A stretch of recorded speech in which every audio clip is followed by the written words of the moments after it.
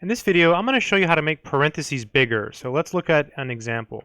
Say we have a situation like this. Parentheses, fraction 1 over 2 plus fraction x over y, and then you put a parentheses. So say you want something like this. And so a common problem that I have had and that people have is that when you compile this, it looks like this. You get these small fractions. So I'm going to show you how to make the fractions bigger in this video, because I always find that this is always something that's extremely useful. So what you do is you go to the leftmost fraction here and you type \left, and then you go to the one over here and you type \right. And so by adding these commands in front of the parentheses get much better. So check this out.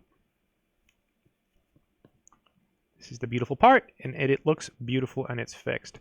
So I'm going to go ahead and take this code, and I'm just going to copy it and paste it right now into the description for you so that you have it. And so yeah, that's it. I hope this video has been helpful.